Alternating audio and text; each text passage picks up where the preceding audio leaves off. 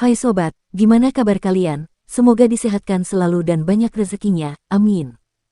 Jangan lupa untuk berlangganan. Dengan Anda berlangganan, Anda menjadi orang pertama di channel ini yang memiliki hak istimewa. Pada kesempatan kali ini, Sabta Novel akan melanjutkan Tales of Herding Gods episode 1286-1290. Untuk melihat video selengkapnya, sahabat bisa kunjungi playlist yang telah Mimin sediakan. Yuk mari, kita berimajinasi bersama dan masuk ke alur ceritanya.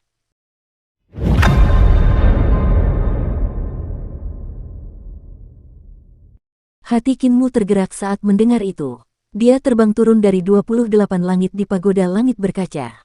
Saat dia jatuh secara diagonal, mata di tengah alisnya terbuka. Batu asal Taisi di mata vertikal diaktifkan. Pada saat yang sama, rune yang tak terhitung jumlahnya menyala di telur Taisi dan menyinari batu ilahi Taisi dengan dengungan saat berputar. Pupil di tengah alisnya langsung berubah hitam dan putih, berputar dengan cepat. Berdengung, cahaya hitam dan putih saling bertautan, dan pilar cahaya turun dari langit, bersinar secara diagonal di tenggorokan sosok kurus itu. Saat sinar cahaya itu menyinari, tenggorokan sosok kurus itu langsung membatu.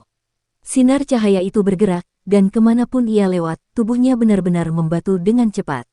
Kinmu terbang secara diagonal, dan ketika kakinya menyentuh tanah, mata di jantung alisnya telah menyinarinya dari kepala hingga kaki. Sosok kurus itu berubah menjadi patung batu dan tidak bergerak. Semua orang di pagoda langit berkaca langsung merasa rileks. Kekuatan hisap yang mengerikan menghilang, dan ki serta darah mereka berhenti mengalir. Jiang Yunjian dan para ahli generasi muda lainnya jatuh dari langit dan jatuh ke tanah, tidak dapat bangun sejenak. Leluhur pertama, Yaner, dan yang lainnya juga masih menyimpan ketakutan.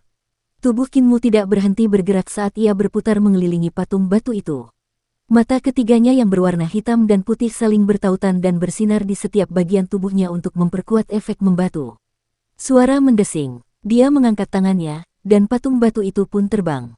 Kinmu mengangkat kepalanya, dan mata vertikalnya menyinari telapak kaki patung batu itu. Dong, patung batu itu mendarat di tanah, dan Kinmu terus berkeliaran tanpa melewatkan satu sudut pun. Cukup, Yang Muliamu, kau bisa berhenti sekarang. Suara Taisi keluar dari dalam telur, dan dia berteriak, tubuhnya benar-benar membatu, dan bahkan roh primordialnya pun membatu. Tidak perlu bersinar lagi, cepat pikirkan cara untuk mengeluarkanku. Langkah kaki Kinmu terhenti, dan dia menghela napas lega. Seluruh tubuhnya hampir jatuh ke tanah, jadi dia hanya berbaring di tanah dan terengah-engah. Itu terlalu berbahaya tadi. Jika telur Taisi tidak ditelan oleh sosok kurus itu dan membiarkannya menyerap ki Taisi dari telur itu, Kinmu dan yang lainnya tidak akan memiliki kesempatan untuk menang. Dao Taisi dan Dao Taiji telah memecahkan krisis terbesar di kayu hitam. Yang Muliamu, cepat selamatkan aku. Kurasa aku tersangkut di tenggorokannya. Dari tenggorokan patung batu itu terdengar suara Taisi yang teredam dari dalam telur. Patung batu ini terlalu keras, aku tidak bisa bergerak. Yang Muliamu, apakah kau masih di sana? Kau tidak meninggalkanku dan melarikan diri, kan? Yaner bergegas mendekat dan berubah menjadi seekor burung pipit naga. Dia merentangkan cakarnya ke mulut patung batu itu dan menggalinya. Setelah beberapa saat, dia akhirnya berhasil menggali telur Taisi. Telur Taisi mendarat di tanah dan berguling 2 kali. Baru setelah menyadari bahwa keadaannya baik-baik saja, ia pun rileks. Hampir saja. Sayang sekali aku kehilangan sebagian ki Taisiku. Yang Muliamu, kau harus memberiku kompensasi. Kinmu berbaring di sana dan terus terengah-engah. Ini adalah pertama kalinya dia merasa sangat lelah sehingga dia ingin mati. Telur Taisi berdiri di sampingnya. Langit berubah putih. Malam akhirnya berakhir. Semua orang merasa lega saat melihat ini. Mereka duduk di tanah satu persatu, entah berbaring atau bersandar satu sama lain atau di bebatuan. Mereka terlalu lelah. Malam itu berlalu dengan cara yang menggetarkan jiwa. Kinmu memulihkan tenaganya dan berdiri dengan gemetar. Setelah berjalan mengelilingi patung batu itu dengan mulut terbuka lebar selama beberapa minggu, ia menyadari bahwa patung batu itu baik-baik saja. Baru saat itulah ia merasa benar-benar tenang. Saudara Dao Tai masih belum datang, Kinmu sedikit kecewa. Jika Anda percaya padanya, Anda mungkin juga percaya pada Taiji, orang yang tidak tahu apa yang dia bicarakan. Taisi berkata, dia pasti menggigil di suatu tempat. Kinmu tertawa terbahak-bahak dan menggelengkan kepalanya. Apoteker sibuk mengobati luka-luka semua orang, dan semua orang akhirnya pulih. Malam itu terlalu berbahaya. Mereka masih merasakan ketakutan saat mengingatnya. Mereka memanjat keluar lembah, dan ketika sinar matahari menyinari mereka, sungguh sangat terang dan indah hingga membuat mereka terbuai. Senang rasanya hidup, bisu mendesah sedih sambil menyipitkan matanya. Kinmu melihat ke kejauhan dan melihat beberapa gunung hitam besar terbelah, mengeluarkan gas putih bersih. Seorang pemuda membawa ember bergegas mendekat. Wajahnya berubah hitam, dan dia melangkah maju. Pemuda itu meletakkan ember dan berkata sambil tersenyum, "Yang muliamu, selamat malam. Sekarang, kamu seharusnya tahu apa yang terkubur di bawah pohon hitam ini, kan?" Kinmu berdiri di sampingnya dan terdiam sejenak sebelum berkata, "Saudara Dao berkata dia datang untuk membantu. Saya hanya mengatakan bahwa saya ingin membantu, saya tidak mengatakan bahwa saya akan melakukannya sendiri." Pemuda itu mengeluarkan ranting pohon willow dari ember dan memercikkan air ke gunung hitam yang retak. "Saya mendukung kalian dari atas, dan saya juga membantu." Kinmu tidak bisa berkata apa-apa karena marah. Saat dia hendak berbicara, dia melihat gunung hitam yang retak itu perlahan menutup. Cara terbaik untuk membantu Anda bukanlah dengan membantu Anda mengusir para praktisi kuat dari alam semesta sebelumnya, tetapi dengan membantu Anda menyadari siapa musuh yang Anda hadapi. Jika Anda menempati hutan hitam besar dan menjadi pemiliknya, Anda harus menghadapi semua ini. Pemuda itu, Tai, berkata sambil memercikkan air, "Jika kau bahkan tidak menyadari hal ini, bagaimana kau bisa membantuku menghentikan invasi monster prasejarah ini? Ada makhluk yang sangat kuat di antara mereka yang bahkan dapat menciptakan binatang buas dan mengirim mereka ke sini. Mereka tidak bermoral untuk memasuki alam semesta ini. Jika kau bahkan tidak dapat lulus ujian kecil tadi malam, maka kau tidak berhak menempati tempat ini." Dia menyerahkan ember dan ranting pohon willow kepada Kinmu dan berkata sambil tersenyum, "Yang mulia surgawimu, penguasa 100.000 gunung hitam, gunungmu telah terbelah, jadi perbaikilah sendiri." Kinmu mengambil ember dan ranting pohon willow dan mengikuti contohnya, menaburkannya ke celah-celah gunung hitam. Ada pemandangan yang mengerikan di celah-celah gunung hitam. Seolah-olah ada makhluk mengerikan yang merangkak keluar dari dalam, meninggalkan bekas yang ditinggalkan oleh cakarnya yang tajam. "Ada alasan lain mengapa aku tidak muncul tadi malam." Pemuda Tai membimbingnya tentang cara memercikkan air ke dalam ember untuk memperbaiki gunung hitam sambil melanjutkan, "Itulah Dao Frentaisi. Dao Frentaisi telah ditekan oleh Taichu selama bertahun-tahun. Pikirannya tidak lagi murni. Orang yang paling dia kagumi bukanlah aku, tetapi Taichu yang menekannya." Kinmu mendengarkan dengan tenang. Dia ingin menjadi Taichu lainnya, penguasa seluruh alam semesta. Pemuda Tai berkata, "Percakapan yang dia lakukan dengan Taisu di dalam hatimu sebenarnya adalah tentang bagaimana melepaskan diri dari genggamanmu, bagaimana mengambil kembali milikmu, dan bagaimana bekerja sama untuk mengendalikan dunia di masa depan." Mereka bahkan membahas bagaimana Taisu akan menjadi kaisar dan permaisuri. Kinmu berhenti dan memikirkannya. Dia berkata sambil tersenyum, "Begitulah seharusnya. Aku sudah menebak apa yang telah dia dan Taisu diskusikan dan telah lama bersiap untuk yang terburuk." Pemuda itu berkata dengan santai, "Jika aku menolongmu tadi malam, apakah Taisi akan menolongmu?" Kinmu tertegun dan melihat ke kejauhan. Telur Taisi diletakkan di atas gunung oleh Yaner, yang suka mengurus orang. Burung pipit naga yang tekun mencari cabang-cabang pohon dan daun-daun ke segala arah, berencana untuk membangun sarang burung untuk telur itu dan kemudian berjongkok di atasnya untuk menetaskannya. Kinmu tidak dapat menahan diri untuk menggelengkan kepalanya dan tertawa. Taisi saat ini bukan lagi Taisi yang lolos dari penindasan Taichu. Dia perlahan-lahan dipengaruhi olehmu. Pemuda itu berkata dengan mudah, "Ini adalah hal yang baik." Dia telah menyadari bahwa alam semesta ini telah memeliharanya dan memberinya tugas. Keinginan dan ambisi dalam hatinya perlahan memudar. Lihat, dia sangat damai sekarang. Kinmu menoleh dan melihat bahwa telur Taisi telah menyelinap pergi secara diam-diam ketika Yaner tidak melihatnya. Kemudian ditangkap oleh Yaner yang tekun dan dimasukkan kembali ke dalam sarang. "Jika aku membantumu, Taisu akan menjadi kaisar langit Taichu lainnya. Ketika dia lahir di masa depan, dia akan menjadi lebih jahat daripada Taichu." Pemuda itu berkata dengan acuh tak acuh, "Itulah sebabnya aku memilih untuk membantumu." Kinmu membungkuk untuk mengucapkan terima kasih. Dia datang dengan marah, tapi sekarang kemarahannya telah hilang sama sekali. "Saudara Dao Tai, praktisi kuat di alam semesta sebelumnya tidak sulit untuk dihadapi. Apakah Anda harus begitu berhati-hati?"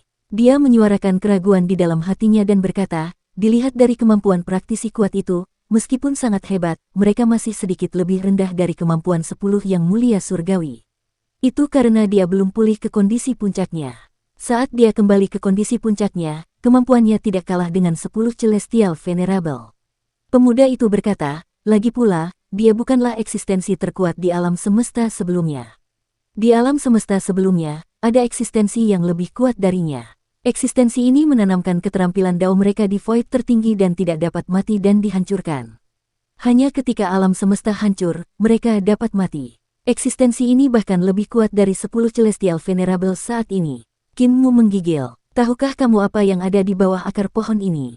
Pemuda itu berkata sambil tersenyum, kau hanya melihat satu urat biji. 100.000 gunung hitam dan 16 lingkaran tahun ini hanya dapat ditemukan di lapisan terluar. Ada ribuan urat biji. Dia menghentikan Qin Mu dan memasukkan jarinya ke dalam ember, memegang setetes air bening dengan ujung jarinya. Kamu memiliki mata dewa terkuat, tetapi kamu masih tidak dapat melepaskan kekuatan Grand Primordium, Taiji, dan Earth Count. Setetes air ini dapat membuatmu melihat situasi di bawah tanah. Dia meneteskan setetes air ke dalam mata vertikal di tengah alis Qin Mu, dan Qin Mu merasakan matanya menjadi cerah. Dao besar yang terkandung dalam batu asal Taiji dan telur Taichu langsung menjadi sangat jernih dan ceria. Bahkan di tanah kata Qin, banyak sekali dao besar Yudu muncul, dan mereka menyebar seperti selaput pupil. Dia melihat ke bawah tanah dan langsung melihat lapisan terluar dari ratusan ribu gunung hitam. Ada ranjau yang sangat tebal yang melekat pada akar pohon dunia. Beberapa ranjau tidak jauh dari permukaan, sementara beberapa lainnya terkubur dalam di bawah tanah. Tambang-tambang itu seperti akar pohon dunia, yang menjalar ke segala arah. Semakin dalam mereka masuk, semakin tua mereka. Di dalam tambang, semua jenis lampu warna-warni mengalir dan melonjak. Bahkan sedikit menyilaukan. Suara Qin Mu serak, apa yang ada di tambang? Bukankah kamu sudah bertemu dengannya? Pemuda itu berkata dengan santai, urat-urat biji di luar adalah praktisi kuat dari alam semesta sebelumnya. Mereka ingin datang ke sini dan menyusup ke senjata atau dao besar mereka terlebih dahulu. Seiring berjalannya waktu, mereka membentuk urat-urat biji di bawah kayu hitam. Yang Anda temui tadi malam hanyalah orang kecil. Orang-orang hebat yang sebenarnya masih tertinggal. Lihatlah lingkaran-lingkaran pohon dunia lainnya. Qin Mu melakukan apa yang diperintahkan dan melihat siklus kedua dari 100.000 gunung hitam. Dia melihat bahwa ada juga tambang yang mengarah ke segala arah di bawah tanah, tetapi sebagian besar sudah kosong. Ranjau-ranjau itu menjadi ranjau demi ranjau, dan meskipun jumlah ranjaunya tidak sebanyak daerah terluar, tetapi masih ada sekitar 1.000 hingga 2.000. Ia kemudian melihat cincin ketiga tahun ini. Ada juga ranjau yang telah dikosongkan, dan jumlahnya jauh lebih sedikit. Semakin dekat mereka ke area dalam pohon dunia, semakin sedikit ranjau yang ada. Tidak ada ranjau di tengah lingkaran, dan hanya ada satu ranjau di lapisan luar. Ini menunjukkan bahwa di alam semesta asli, seorang praktisi kuat telah datang ke alam semesta berikutnya melalui pohon dunia, sehingga menimbulkan gelombang penyelundupan yang menyebabkan para praktisi kuat di alam semesta menirunya. Pada akhirnya, ketika mereka mencapai alam semesta ini, ribuan ranjau terbentuk, dan ribuan ahli yang abadi dan tidak bisa dihancurkan diselundupkan masuk. Mereka adalah parasit. Pemuda itu berkata dengan mudah, namun, ada beberapa makhluk yang sangat menakutkan di antara mereka. Jika aku tidak dipaksa, aku tidak akan memotong pohon dunia dan membakarnya. Meski begitu, aku hanya bisa menunda mereka untuk sementara dan tidak bisa menghentikan mereka untuk turun. Qin Mu mengepalkan tangannya dan tiba-tiba mengendurkannya.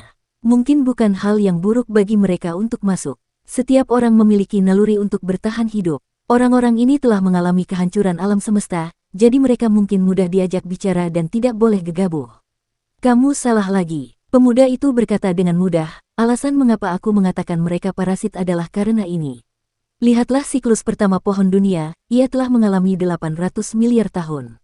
Dan pada siklus terluar, hanya tersisa 600 juta tahun, dan setiap siklus lebih sedikit dari yang sebelumnya.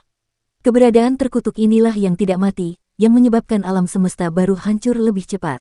Qin Mu terdiam. Pemuda itu melanjutkan, saya menyebut tahun semesta sebagai era.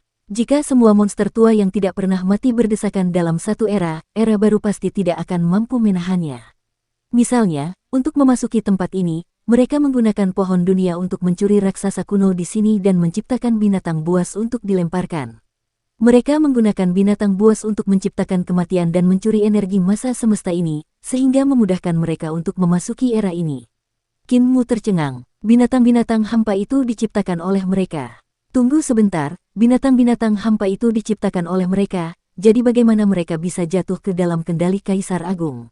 Mungkinkah Kaisar Agung? Kaisar Agung adalah orang yang ambisius. Keberadaan di era terakhir hanya menggunakan ambisinya untuk mengendalikan binatang buas dan menciptakan lebih banyak kematian sehingga mereka bisa turun lebih awal. Tai muda berkata, Kaisar Agung tidak tahu tentang ini. Ia dikuasai oleh keinginannya sendiri dan menjadi takut pada rakyatnya sendiri. Ia khawatir rakyatnya akan menciptakan Kaisar Agung baru dan lebih banyak Kaisar Agung. Karena itu, ia mengendalikan binatang buas untuk membunuh rakyatnya sendiri. Pembantaian itu, dia menggelengkan kepalanya. Pengadilan leluhur hampir hancur karena ini. Monster abadi dari era terakhir menerima cukup banyak pengorbanan, dan 100.000 gunung di hutan hitam menjadi tempat yang sangat menakutkan. Mereka semua akan turun. Qin Mu sangat merasakan ketakutan dari jiwanya. Tadi malam, hanya keberadaan mengerikan yang bersiap untuk turun telah hampir memusnahkan seluruh pasukan mereka. Jika keberadaan abadi yang lebih kuat turun bersama-sama, dia tidak berani membayangkan adegan itu. Kemudian, saya melihat situasi itu runtuh dan berubah menjadi Dao, memberitahu semua dewa kuno bahwa mereka harus menghancurkan para penguasa penciptaan. Jika mereka tidak melakukannya, seluruh alam semesta akan hancur. Pemuda Tai berkata dengan jelas, dewa-dewa kuno Taichu, Adipati Langit, Pangeran Bumi, dan Ibu Pertiwi mendengar panggilanku. Perang antara penguasa penciptaan dan dewa-dewa kuno meletus karena hal ini. Qin Mu menatapnya dengan mata terbuka lebar. Medan perangnya bukan di istana leluhur, tetapi di langit berbintang di dunia luar. Aku khawatir orang mati akan menjadi nutrisi bagi pohon hitam besar itu. Keganasan pertempuran itu adalah nomor 1 dalam sejarah. Pertempuran apapun setelah itu, bahkan jika itu adalah pertempuran gabungan nagahan, pertempuran penghancuran cahaya merah, atau pertempuran pemusnahan kaisar tertinggi, akan jauh lebih rendah. Pemuda itu berkata dengan acuh tak acuh, pada akhirnya, para penguasa penciptaan dikalahkan, dan para penguasa penciptaan yang tersisa pindah ke kekosongan besar. Aku memberitahu Taichu dan yang lainnya bahwa ada teror besar di istana leluhur dan mereka tidak bisa masuk. Aku menyuruh mereka untuk menyegel istana leluhur. Mereka meninggalkan tanah suci dan menyegel istana leluhur, memenjarakan binatang buas.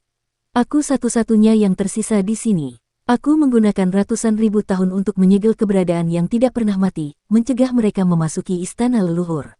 Qin Mu terdiam sejenak sebelum berkata, sampai kaisar pendiri membelah langit dan menyebabkan retakan muncul di segel. Tai muda mengangguk dan berkata, ketika 9 yang mulia surgawi turun dan Kaisar Agung sekali lagi mengendalikan binatang buas untuk membantai 100.000 gunung hitam, segelnya kembali longgar. Tambang bawah tanah itu tidak digali olehmu, dan busur dewa itu tidak diambil olehmu. Namun, kamu memikul tanggung jawab dan mengambil inisiatif untuk menghadapi keberadaan era sebelumnya. Oleh karena itu, menurutku, dia berhenti sejenak. Sebagai pemilik 100.000 gunung hitam, kau bahkan bisa membawa lebih banyak lagi. Wajah Qin Mu langsung kehilangan warna, dan wajahnya menjadi pucat. Dia berkata dengan suara gemetar, Saudara Dao Tai, jangan bercanda. Bagaimana aku bisa membawanya? Aku akan memanggil keluargaku yang tua dan muda untuk segera pindah. Pemuda Tai menatapnya dengan senyuman yang bukan senyuman dan tidak menghentikannya. Qin Mu menunggu sebentar dan melihat bahwa dia tidak menghentikannya. Dia juga tidak pergi. Aku sangat mengenalmu, yang mulia surgawimu. Pemuda itu tersenyum dan berkata, dulu, saat kamu masih belajar di desa lansia cacat, aku berubah menjadi seekor naga betina dan mengamatimu selama bertahun-tahun. Yang muliamu, dalam situasi ini, kamu pasti tidak akan takut. Sebaliknya, kamu akan semakin penasaran. Qin Mu kecewa. Dia merasa bahwa dirinya telah ketahuan. Pemuda itu berkata, jika itu orang lain, mendengar tentang teror besar di sini, atau bahkan melihat teror besar alam semesta sebelumnya dihancurkan, sudah cukup untuk menghancurkan hati daunnya dan membuatnya benar-benar runtuh.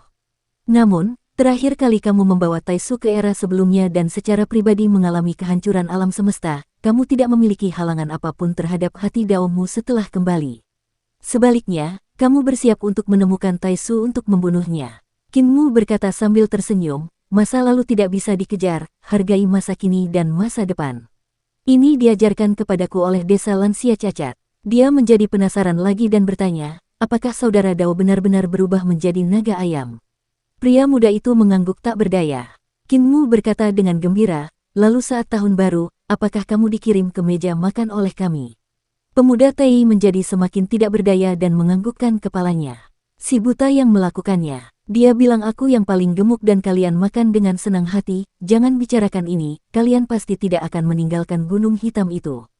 Karena kalian tidak akan pergi, apa yang akan kalian lakukan? Mata Kinmu berbinar, dan tiba-tiba dia bertepuk tangan.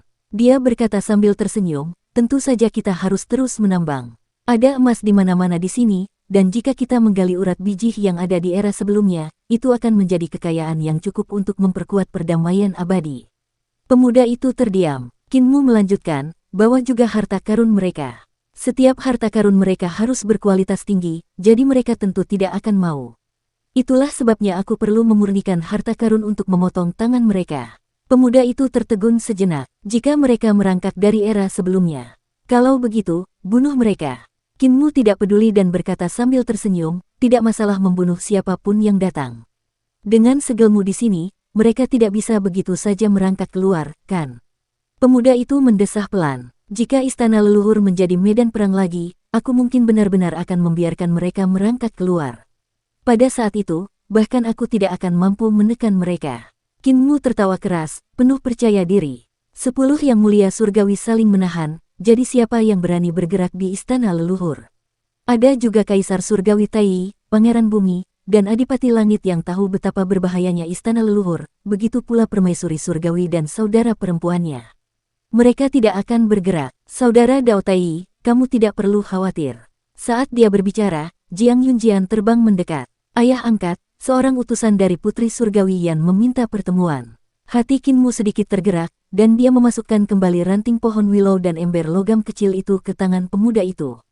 Dia berkata sambil tersenyum, urusanku di sini, Saudara Dao Tai, kamu bisa menambal gunung-gunung hitam ini sendiri.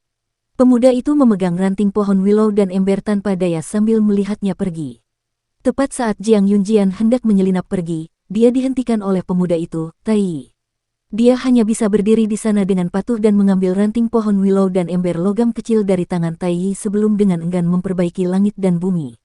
Pada awalnya, memperbaiki gunung hitam sangat menarik dan menyegarkan. Namun, dalam beberapa tahun setelah Kinmu pergi, merekalah yang telah membantu Tai memperbaiki gunung hitam dan sudah muak dengannya. Utusan Nyonya Surgawi Yan adalah Siu Hongsu. Ia membawa undangan Nyonya Surgawi Yan dan membungkuk. Yang muliamu, Nyonya Surgawi datang untuk mengundang Yang Mulia untuk datang. Siu, tunggu sebentar. Dukung terus channel YouTube Sabta Novel. Kinmu menemukan telur taisi yang telah diletakkan Yaner di sarang untuk menetas. Di samping telur itu ada bunga segar yang membentuk cincin. Karena binatang hampa dikendalikan oleh naga kilin, istana leluhur perlahan-lahan mendapatkan kembali vitalitasnya. Bunga, dan pohon juga tumbuh. Telur taisi merasa seolah beban berat telah terangkat dari pundaknya, dan perhatiannya yang penuh perhatian terhadap Yaner benar-benar tak tertahankan. Ia bergegas pergi bersama Kinmu, dan Yaner bahkan merasa sedikit menyesal. Naga kilin buru-buru menyusul dan berkata, Master Sekte, saya telah mengendalikan binatang buas untuk berlatih beberapa hari ini, dan saya telah memperoleh banyak harta karun. Semuanya ada di gudang harta karun Gunung Suci 100.000 milik kita. Master Sekte, jika Anda punya waktu, lihatlah. Dia mengungkapkan ekspresi antisipasi. Kinmu berkata sambil tersenyum, aku akan pergi ke tempat Nyonya Surgawi Yan untuk rapat terlebih dahulu. Aku akan melihatnya saat aku kembali. Benar, Nagapi, Kaisar Agung telah bangkit kembali. Di masa depan, dia pasti akan mengambil kembali ibu binatang hampa dan mengendalikan binatang hampa lainnya. Mungkin akan ada bencana di istana leluhur. Tanyakan lebih banyak pertanyaan kepada Tai dan lihat apa rencananya. Kaisar Agung, naga kilin menggigil, dan Kinmu berjalan menuju Siu Hongsu. Naga kilin segera mengikutinya. Master Sekte, apakah kamu tidak akan melihat gudang harta karunmu sendiri? Kinmu bingung dan berkata, masalah ini mendesak. Aku akan bernegosiasi dengan Nona Surgawi Yan dan mendapatkan kembali beberapa batu ilahi primordium agung. Saat aku kembali, aku pasti akan mengunjungi harta karun yang telah kau kumpulkan. Naga kilin melihat ada orang luar di depannya, jadi dia tidak punya pilihan selain diam. Dia memperhatikan saat dia pergi bersama Siu Hongsu dan berpikir dalam hati, batu dewa primordium agung. Ada banyak di perbendaharaan kita. Batu-batu dewa yang digali Siu Hongsu dan yang lainnya pada dasarnya semuanya direnggut olehku dan ditempatkan di perbendaharaan kita. Menghitung hari ini adalah hari ketika wilayah Raja Dewa Leluhur mengangkut harta karun yang digali kembali ke surga.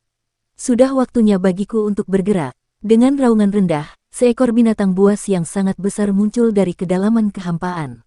Naga Kilin melompat ke punggung ibu binatang hampa dan berteriak, "Bangunkan anakmu, ayo kita merampok." Ibu binatang buas itu bahkan lebih kuat dari sebelumnya, dan tubuhnya beberapa kali lebih besar. Dia mengguncang gunung-gunung tulang di tubuhnya, dan udara di gunung-gunung tulang itu mengeluarkan siulan tajam. Binatang-binatang hampa yang tak terhitung jumlahnya muncul dari kehampaan, membawa Naga Kilin dan ibu binatang hampa. Kinmu duduk di kereta Siu Hongsu. Kereta itu sangat cepat, dan itu adalah kereta milik Nyonya Surgawi Yan. Pada saat ini, Kinmu tiba-tiba merasakan riak di kehampaan.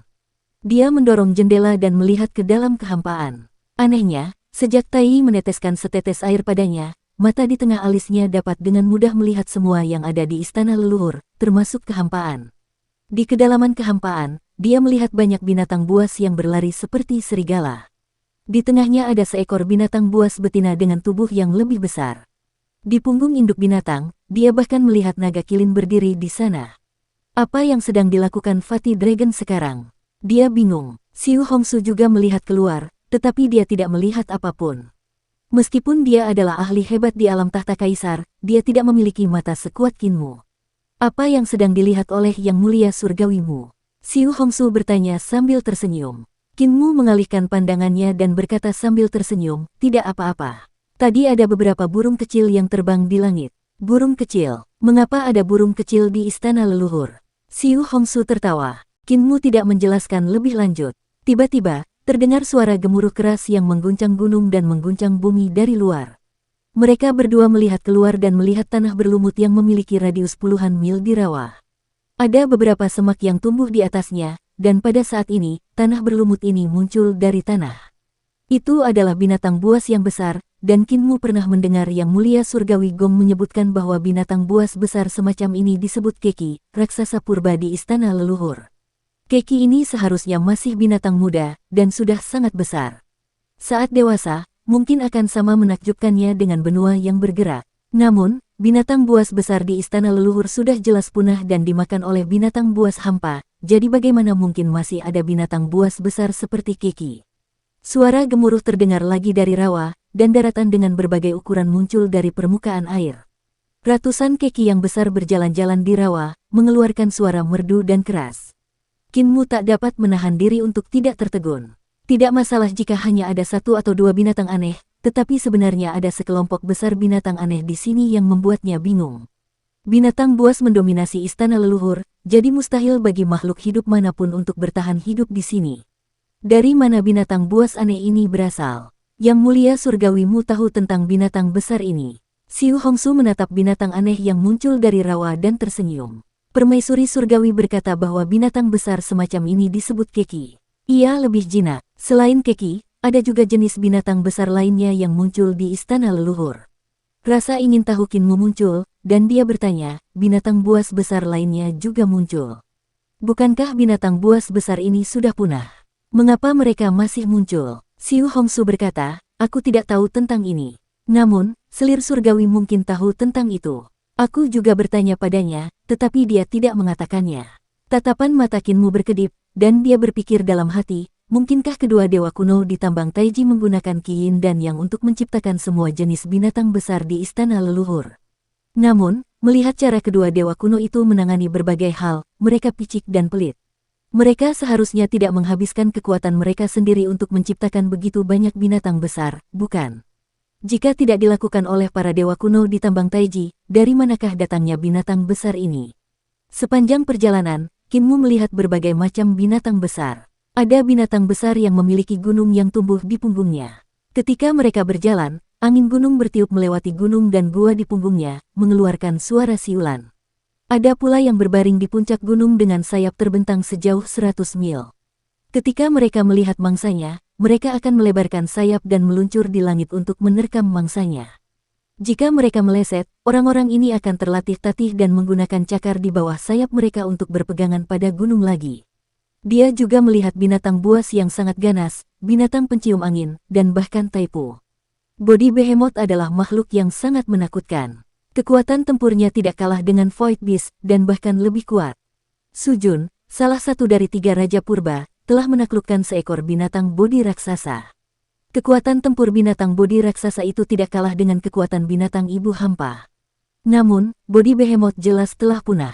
Tidak apa-apa untuk menciptakan satu atau dua behemoth, tetapi untuk menciptakan begitu banyak behemoth, itu pasti akan merenggut nyawa mereka.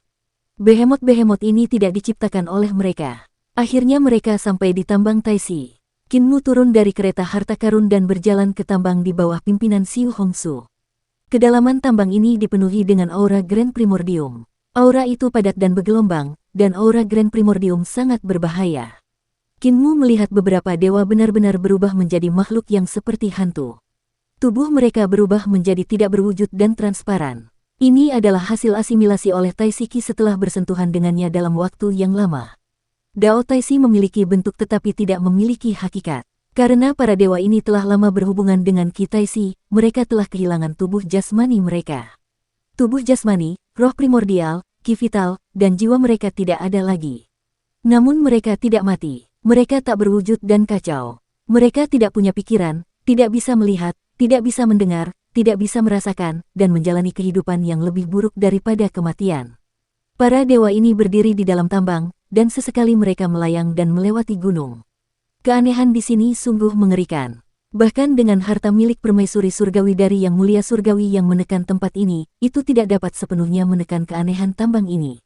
Xiu Hongsu menghela napas dan berkata, keanehan tempat ini sangat kuat. Aku diperintahkan untuk menjaga tempat ini, dan jantungku sering berdebar-debar. Aku merasa ada risiko berasimilasi dengan tambang, jadi aku harus meninggalkan tambang dari waktu ke waktu untuk mengonsolidasikan kultivasiku di luar. Kinmu penuh simpati dan berkata, jika kamu punya waktu, Xiu, datanglah ke tempatku lebih sering. Tempatku tidak seberbahaya tempat ini. Pada saat ini, suara nyonya surgawi yang terdengar, dan dia berkata sambil tersenyum, jika Hongsu pergi ke tempatmu, dia bahkan tidak akan tahu bagaimana dia meninggal.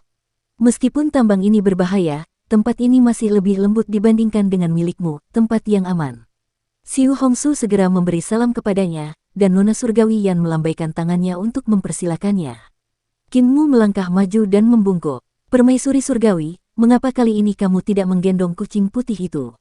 Nyonya surgawi Yan membalas sapaan itu dan berkata, saya menyuruhnya mencari tahu siapa dalang di balik semua ini dan siapa yang melepaskan binatang raksasa itu.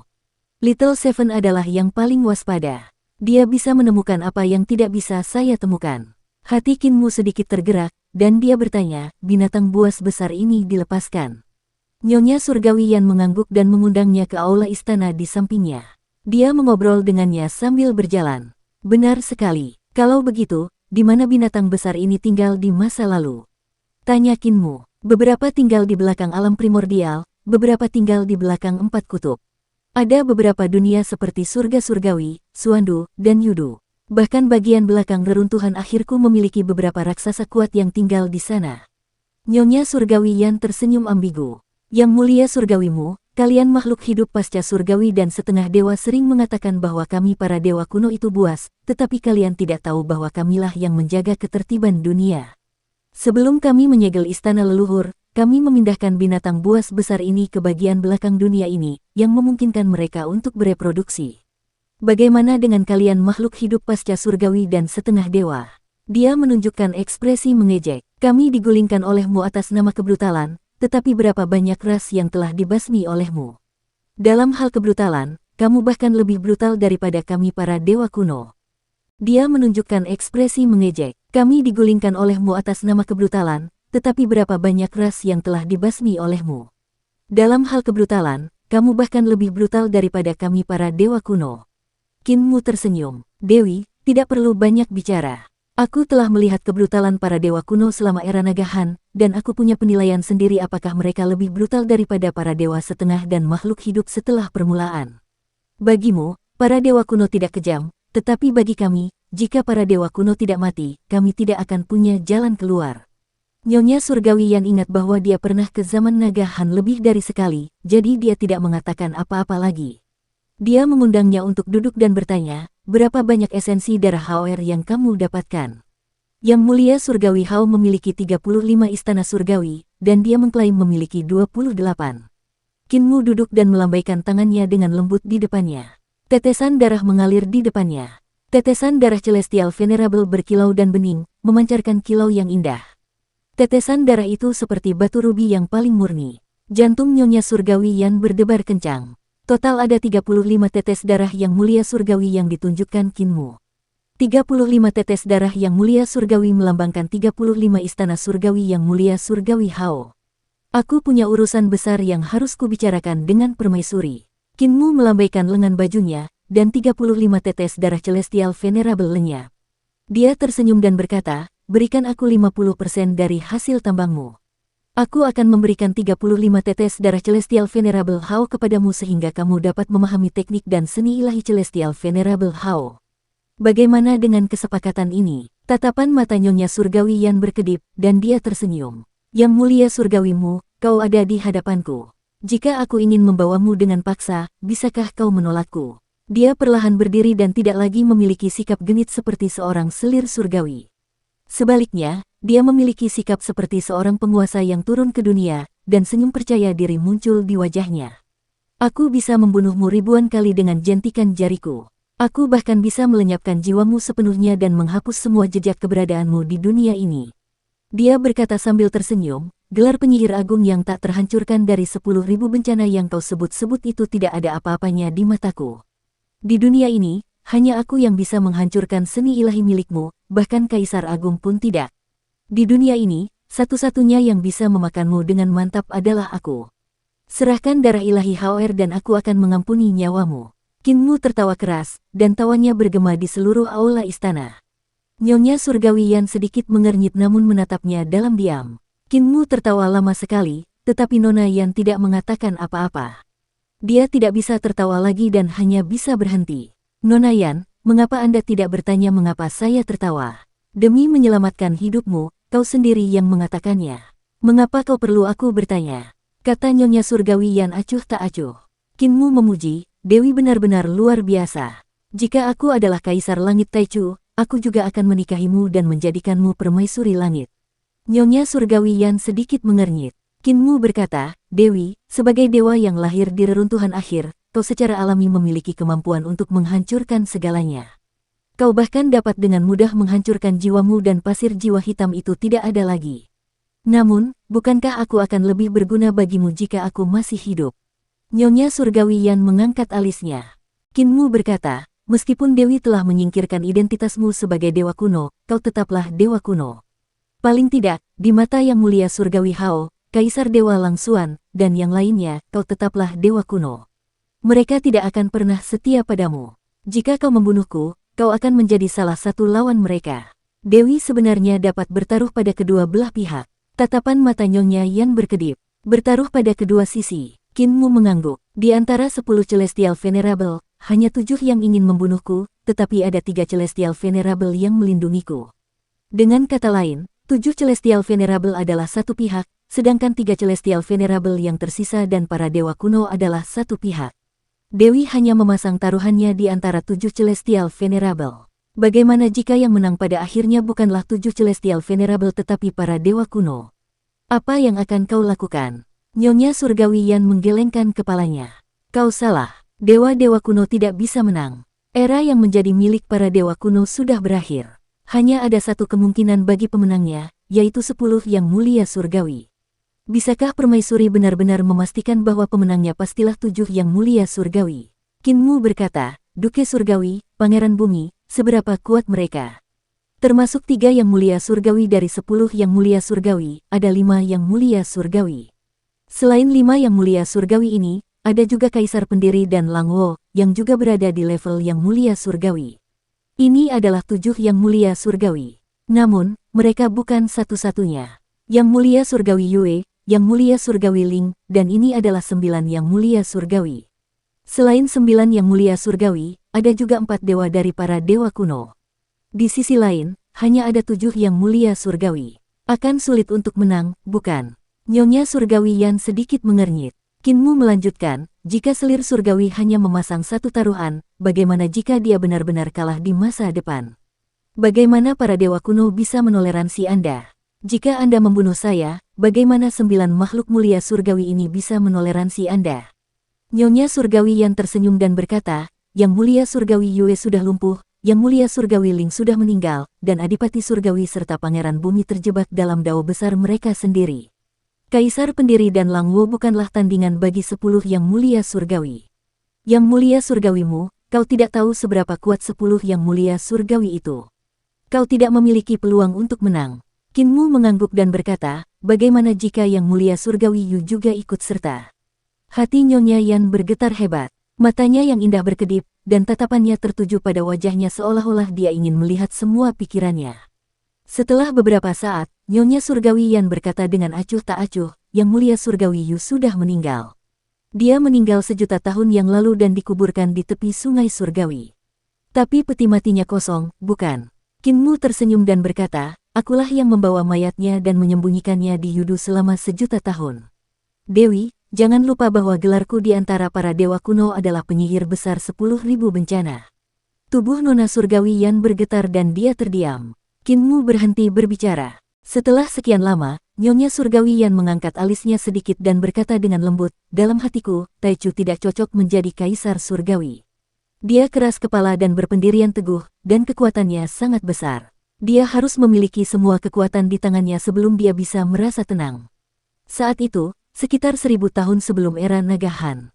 Ketika aku kembali ke kampung halaman untuk mengunjungi keluargaku, aku bertemu dengan seorang pemuda di jalan, seorang pemuda manusia yang menawan. Dia duduk di bawah pohon dan memahami Dao. Qin Mu mendengarkan dengan tenang. Betapa mulianya identitasku, betapa indahnya Feng Luanku, betapa megahnya keretaku. Kemanapun aku lewat, bunga-bunga surgawi akan berjatuhan, para dewa akan mengelilingiku, dan semua jenis dewa dan dewa kecil akan berlutut untuk memberi penghormatan. Namun, ketika aku melihatnya, aku tidak dapat menahan diri untuk tidak menghentikan kereta. Nyonya Surgawi Yan mengingat masa lalu dan berkata dengan ekspresi tenang, ia memasuki jalan setapak dan sama sekali tidak menyadari kedatanganku. Ia hanya duduk diam di bawah pohon. Dari tubuhnya, aku merasakan rune Dao yang damai yang membuatku berdiri di sampingnya dan mendengarkannya untuk waktu yang lama. Aku tahu betapa rendahnya manusia, tetapi manusia akan segera bangkit. Dia menunjukkan ekspresi kecewa dan frustrasi dan berkata, saya seperti melihat masa depan, kemunduran para dewa kuno di masa depan, kemakmuran umat manusia, setengah dewa, dan ras lainnya. Pada saat itu, saya memiliki niat untuk membunuhnya. Heavenly Lady yang terdiam sejenak sebelum berkata, pada saat itu, dia terbangun dari jalan setapak dan menatapku dengan matanya yang jernih. Niat membunuhku lenyap. Aku mengundangnya ke kereta dan memperlakukannya sebagai tamu terhormat. Kami menjelajahi 4 lautan dan menuju ke reruntuhan akhir bersama-sama. Kemudian, dia memahami harta karun ilahi embrio roh dan membuka sebuah era. Aku melihat keluasan pikiran dan jiwanya dan merasa bahwa dia lebih cocok menjadi Kaisar Surgawi. Qin Mu bisa mendengar kekaguman dari nada bicaranya, kekaguman dan kekagumannya. Dia tidak bisa menahan perasaan aneh. Dia tidak menyangka Yang Mulia Yu memiliki masa lalu seperti itu. Dewi Surgawi Yan berkata, setelah dia meninggal, aku ingin mengeluarkan jasadnya dan menguburnya selamanya di teratai reruntuhan akhir agar dia tidak akan pernah membusuk. Namun, peti matinya kosong. Saya yang mengambilnya, kata Qin Mu sambil tersenyum. Nyonya Surgawi Yan terdiam sejenak. Ia segera mendapatkan kembali kondisi pikiran yang seharusnya dimiliki oleh Yang Mulia Surgawi, dan ia tidak lagi merasa emosional. Menggunakan darah HR sebagai ganti 50% hasil tambang. Qin Mu mengangguk. Nona Surgawi Yan berkata dengan acuh tak acuh, aku masih menginginkan tubuh jasmaniku dan tubuh jasmani pelacur kecil itu kembali. Qin Mu menolaknya dengan tegas dan menggelengkan kepalanya. Dewi, kau terlalu serakah. Tubuh jasmani permaisuri surgawi dan tubuh jasmani Nyonya Yuanmu sangat berharga bagiku. Kau ingin menukar 50% saja untuk tubuh jasmani mereka. Bermimpilah. Aku bisa memberimu tubuh jasmani Jue Wuchen. Nona Surgawi Yan menggelengkan kepalanya. Apa gunanya menyimpan tubuh jasmaniku dan si jalang kecil itu? Kembalikan padaku, dan aku akan memberimu 50% dari tambang ini. Itu sudah merupakan berkat surgawi. Para penguasa penciptaan telah mendominasi alam semesta selama miliaran tahun hanya dengan mendapatkan tambang primordium agung. Jika kau mendapatkan setengah tambang, itu akan cukup bagi kalian manusia untuk mendominasi dunia dan menjadi pemimpin semua ras. Qin Mu tertawa keras, tetapi Nona Surgawi Yan tidak menjawab. Qin Mu hanya bisa berhenti tertawa dan berkata dengan serius, Dewi, jika tubuh fisik permaisuri surgawi dan tubuh fisik Nyonya Yuanmu menyatu, kau pasti tahu betapa kuatnya mereka. Tubuh fisik kedua dewa kuno ini adalah kunci untuk mendapatkan teratai kembar di jurang reruntuhan akhir. Tatapan mata Nona Surgawi Yan penuh dengan niat membunuh. Sudut mata Qin Mu berkedut hebat, dan dia menyesal telah berbicara terlalu banyak. Nona Yan menarik kembali niat membunuhnya dan berkata dengan ekspresi tenang, "Aku bisa meninggalkan tubuh jasmani pelacur kecil itu, tetapi tubuh jasmaniku harus dikembalikan. Ketika aku membayangkan tubuhku jatuh ke tangan orang keji sepertimu, aku merinding." Qin Mu bergumam pada dirinya sendiri sejenak sebelum menggertakkan giginya. "Kalau begitu, selain hasil 50%, aku masih menginginkan batu mentah di tambang ini. Jika Dewi setuju, aku akan mengembalikan tubuh jasmanimu dan bahkan memberimu tubuh jasmani Jue Wuchen." Nona Surgawi Yan mondar-mandir dan tiba-tiba berhenti. Dengan senyum yang bukan senyum, dia berkata, "Aku berjanji padamu. Namun, batu mentah itu ada di tambang, jadi kamu harus menggalinya sendiri. Jika kamu mampu, pergilah dan ambil sendiri. Jika tidak, kamu akan mati di tambang. Yang mulia surgawimu, apakah kamu berani?" Qin Mu mengepalkan tangannya dan melangkah maju mundur sebelum menghentakkan kakinya. "Setuju."